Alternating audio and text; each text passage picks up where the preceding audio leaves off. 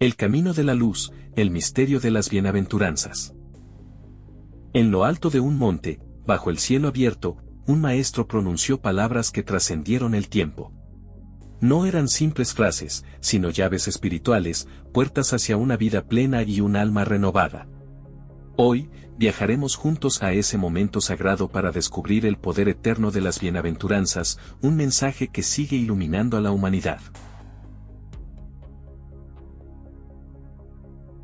Capítulo 1. El monte y el silencio del alba. El amanecer se abría como un libro dorado sobre las colinas de Galilea. El rocío, suspendido en las hojas como perlas eternas, parecía guardar secretos antiguos que solo el viento podía leer. Jesús ascendía lentamente por el sendero de piedras, mientras los pasos de quienes le seguían se fundían con el latido profundo de la tierra. No era solo un maestro que subía un monte, era la palabra viva ascendiendo hacia un altar invisible.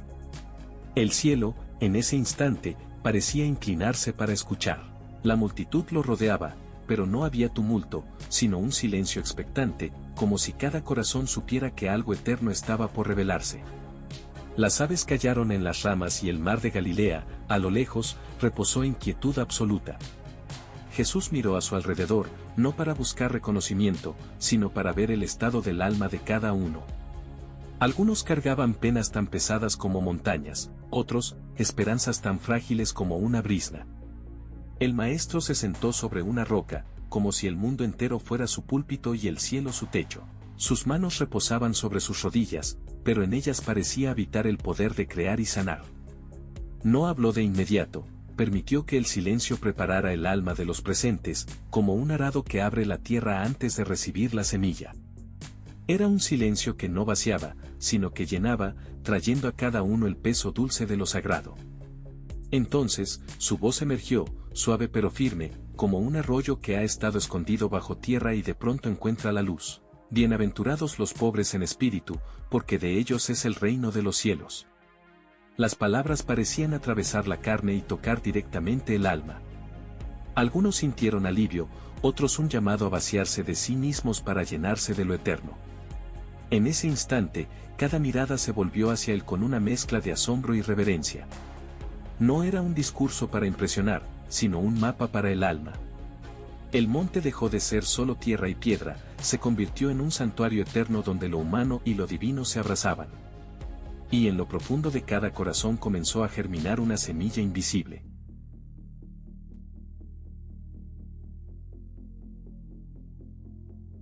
Capítulo 2. Bienaventurados los que lloran.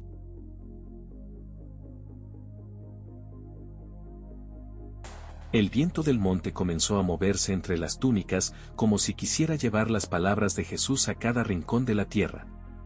Sus ojos se posaron sobre los rostros que, marcados por el tiempo y el dolor, parecían espejos de un mismo sufrimiento humano. Entonces dijo: Bienaventurados los que lloran, porque ellos recibirán consolación. No hablaba de lágrimas vacías, sino de aquellas que son río purificador, que lavan la herida y preparan el terreno para la esperanza. Entre la multitud, una mujer sostenía un manto contra su pecho. Había perdido a su hijo, y sus ojos eran pozos oscuros donde la luz apenas se atrevía a entrar. Al escuchar al maestro, sintió que sus lágrimas, tantas veces escondidas, ahora se volvían un lenguaje sagrado. Era como si cada gota que caía sobre la tierra fuera recogida por manos invisibles y devuelta en forma de consuelo. Jesús sabía que las lágrimas son la confesión más pura del alma. No son signo de derrota, sino el eco de un corazón que sigue sintiendo, que no ha sido endurecido por el frío del mundo. El que llora por amor, por justicia, por compasión, lleva en sus ojos la promesa del reino, parecía decir su mirada. Y así, cada rostro marcado por el llanto empezó a verse no como una ruina, sino como un templo en restauración. El monte se convirtió en un lugar donde el dolor ya no era vergüenza, sino puente hacia Dios. Aquellos que habían ocultado su pena bajo capas de silencio empezaron a dejarla fluir, como un manantial que encuentra su cauce. En ese acto invisible, los corazones se unían en una comunión silenciosa, todos habían perdido, todos habían amado, todos sabían lo que era llorar. Las palabras del maestro quedaron suspendidas en el aire como una melodía que no se desvanece. No prometían la ausencia de dolor, sino la presencia de un consuelo tan profundo que transformaría las lágrimas en perlas de eternidad. Y así, bajo ese cielo dorado, muchos comenzaron a comprender que la tristeza, cuando es ofrecida a Dios, se convierte en una puerta secreta hacia la paz. Capítulo 3. Bienaventurados los mansos. El sol ya estaba alto, bañando de luz las colinas y encendiendo el polvo del camino como si fueran partículas de oro flotando en el aire. Jesús miró hacia los que se encontraban en silencio, aquellos que no buscaban imponerse ni levantar la voz, los que eran como tierra fértil, dispuestos a recibir la semilla del reino. Entonces dijo, bienaventurados los mansos, porque ellos heredarán la tierra. Sus palabras no eran un elogio a la debilidad, sino a la fuerza invisible de quien domina su espíritu y vive en armonía con lo eterno. Entre la multitud, un anciano pastor escuchaba con los ojos cerrados. Sus manos, endurecidas por años de trabajo, eran también manos que nunca se habían alzado para herir. La mansedumbre le había enseñado que quien conoce la voz del buen pastor no necesita gritar para ser escuchado. El maestro, al verlo, supo que en hombres así la tierra hallaba descanso. La mansedumbre, explicaba Jesús con su sola presencia, no es resignación sino poder contenido, como un río que fluye sin destruir sus riberas. Es el coraje de caminar sin pisotear, de defender la verdad sin clavar espadas, de responder con silencio cuando la ofensa llama a la puerta. Quien posee tal espíritu se convierte en custodio de la paz, y la tierra, en respuesta, se le entrega como herencia. Un niño se acercó con un ramo de flores silvestres y lo colocó a los pies del maestro. Era un gesto pequeño, pero en él había más poder que en las coronas de los reyes. Jesús tomó una de las flores y la sostuvo frente a todos, como símbolo de la vida sencilla que florece sin estridencias. Entonces comprendieron que la mansedumbre no busca brillar, pero el cielo entero la ilumina. El mensaje quedó grabado en los corazones como un sello de luz: la herencia de la tierra no pertenece al que conquista con la espada, sino al que camina sin herir. Así, bajo el cielo azul del mediodía, los mansos fueron coronados en espíritu, no con oro, sino con la promesa de una tierra en paz y un corazón sin temor. Capítulo 4. Bienaventurados los que tienen hambre y sed de justicia. El aire de la colina parecía más denso, como si las palabras de Jesús hubieran removido las profundidades invisibles del alma. Sus ojos se posaron en aquellos que, aún sin pan en la mesa, soñaban con un mundo donde la verdad fuera pan para todos. Entonces dijo, bienaventurados los que tienen hambre y sed de justicia, porque ellos serán saciados. No hablaba de un anhelo que se apaga con un día de abundancia, sino de una sed que solo las aguas puras del reino pueden colmar. Entre los oyentes, una mujer viuda sostenía la mano de su hijo. Ella conocía el sabor amargo de la injusticia, tierras arrebatadas, palabras falsas dictando sentencias. Sin embargo, en su mirada había un brillo inquebrantable, como si esperara que la aurora de Dios rompiera la noche. Jesús la observó y, en silencio, reconoció que su hambre era santa, porque no buscaba venganza sino verdad. La justicia del reino no era una balanza fría de leyes humanas, sino un río que fluye desde el corazón de Dios, lavando la mentira, la opresión y el orgullo. Quien la busca con hambre y sed se vuelve peregrino de lo eterno, caminando entre desiertos con la certeza de que en el horizonte hay una fuente. El maestro prometía que esa búsqueda no sería en vano. Un joven, movido por las palabras, preguntó en voz alta, ¿y cómo encontraremos esa justicia? Jesús respondió con una mirada que hablaba más que 1000 discursos, caminando conmigo, porque yo soy el camino, la verdad y la vida. Entonces entendieron que la justicia no es un lugar al que se llega, sino una persona a la que se sigue. Ese día, el hambre y la sed que ardían en muchos corazones se transformaron en esperanza. Sabían que la saciedad prometida no sería en monedas ni en poder, sino en el gozo de ver a Dios reinar con equidad. Y así, con los rostros iluminados por la fe, bebieron del manantial invisible que fluía en las palabras del Maestro.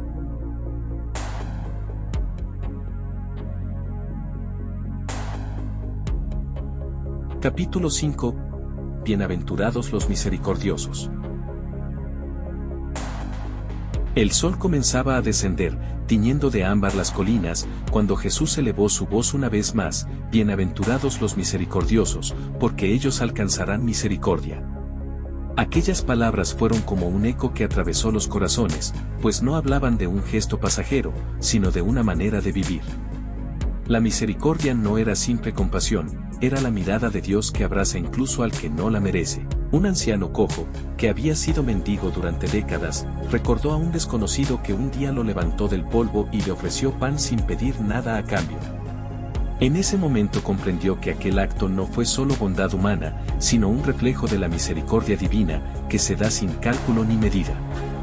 Jesús miró a la multitud y les habló de un reino donde el perdón vence a la ofensa, y donde las heridas se curan con manos que antes habían sido heridas. Explicó que la misericordia es un puente tendido sobre los ríos de rencor, un lugar donde la justicia se reviste de ternura y donde la verdad se pronuncia con amor.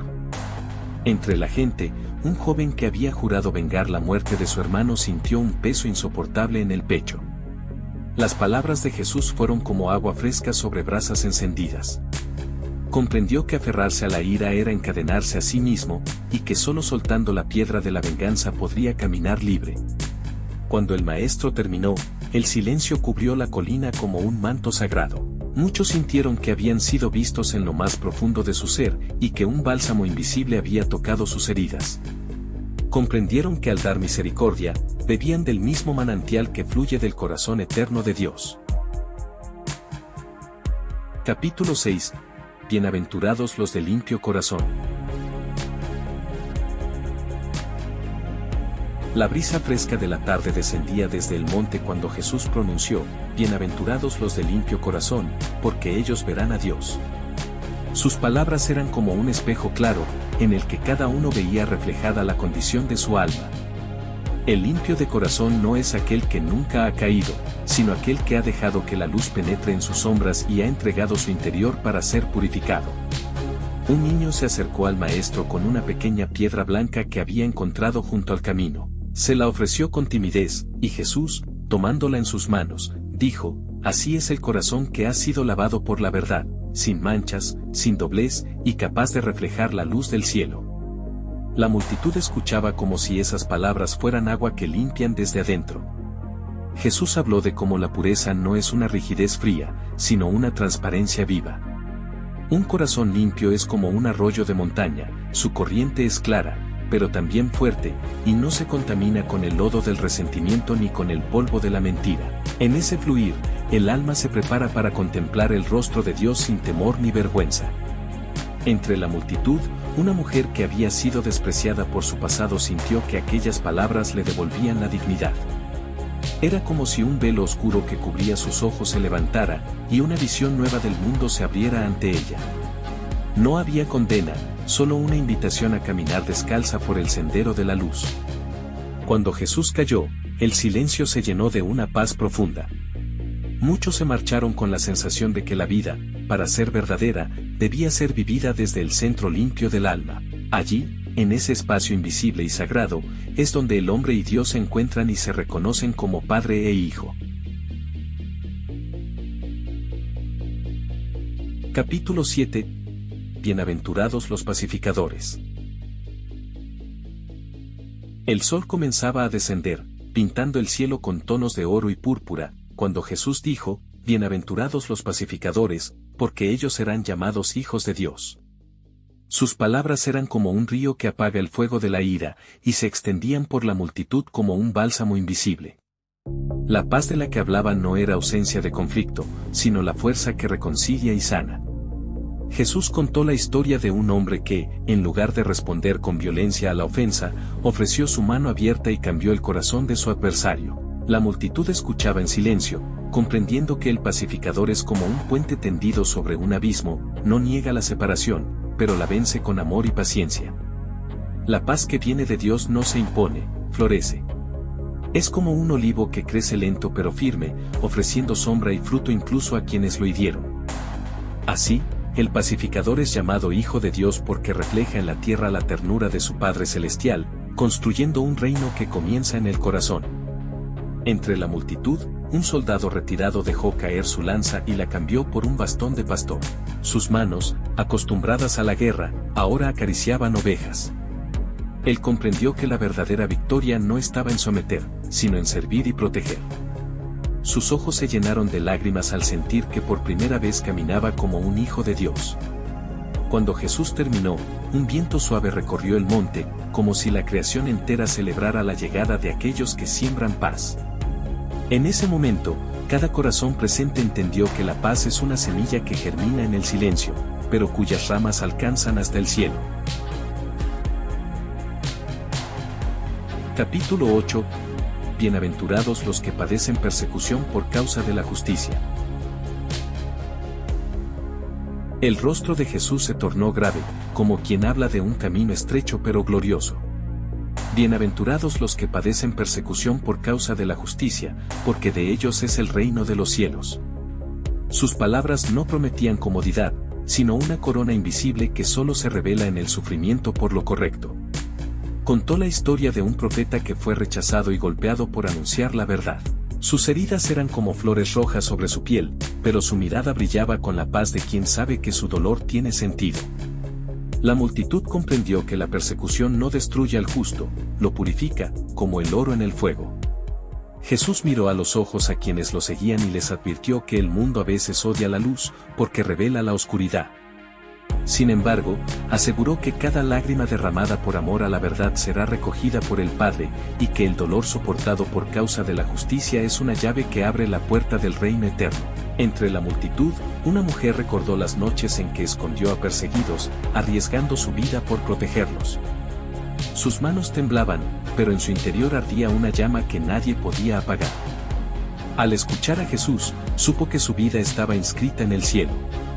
El viento del atardecer se alzó, como un susurro divino que decía, no temas, porque tu recompensa es grande en los cielos. Y así, las palabras de Jesús quedaron grabadas en el alma de sus oyentes, como un sello que ni el tiempo ni la adversidad podrían borrar. Capítulo 9. El gozo en medio de la persecución. Jesús, con una sonrisa serena y luminosa, dijo, gozaos y alegraos, porque vuestro galardón es grande en los cielos. La paradoja resonó en los corazones, ¿cómo alegrarse cuando se es golpeado, rechazado o burlado? Pero sus palabras eran un misterio revelado, el gozo no brota de la ausencia de dolor, sino de la certeza de la victoria eterna. Narró la historia de un joven que fue expulsado de su aldea por defender la verdad. Al principio caminó con lágrimas, pero pronto comenzó a cantar salmos bajo el cielo estrellado. Cada nota era un acto de resistencia, una proclamación de que el alma humana no puede ser encadenada cuando está anclada en Dios. Jesús explicó que la alegría en la prueba no es fingida, sino un fruto del espíritu que crece cuando el corazón está unido al Padre.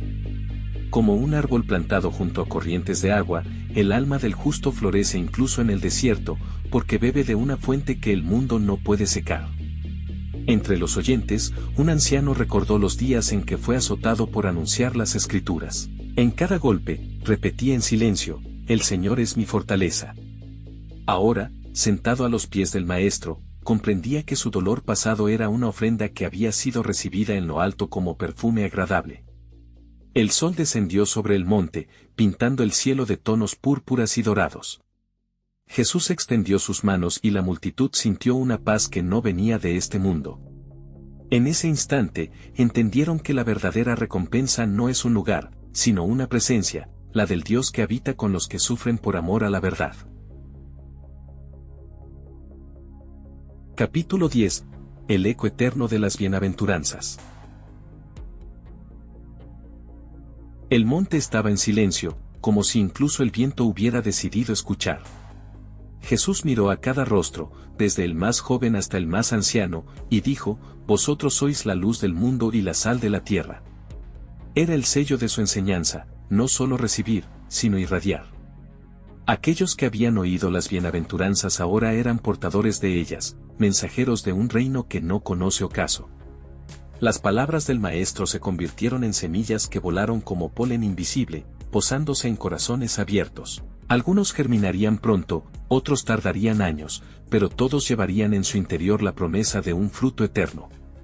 Era como encender lámparas en la noche, una por una, hasta que la oscuridad no pudiera contener tanta luz. Jesús recordó que las bienaventuranzas no eran leyes secas, sino caminos vivos que se recorren con pasos de humildad, misericordia y pureza. Cada bienaventurado es un faro en medio de las tormentas humanas, un puente entre la desesperación y la esperanza, una antorcha que nunca se apaga aunque el viento sople con furia. Cuando terminó de hablar, no hubo aplausos ni gritos, solo un profundo silencio que pesaba como oro. Cada persona descendió del monte llevando consigo un eco que no dejaría de resonar en sus pensamientos. Era el eco de una voz que, aun en el bullicio del mundo, seguiría susurrando, bienaventurados. Y así, las bienaventuranzas se hicieron eternas. No quedaron encerradas en el polvo de la historia, sino que viajaron a través de generaciones, susurrando en monasterios, resonando en catedrales, cantándose en campos abiertos y guardándose en el silencio de almas que aman a Dios. Como un río que no cesa, siguen fluyendo, invitando a todo corazón humano a beber de sus aguas.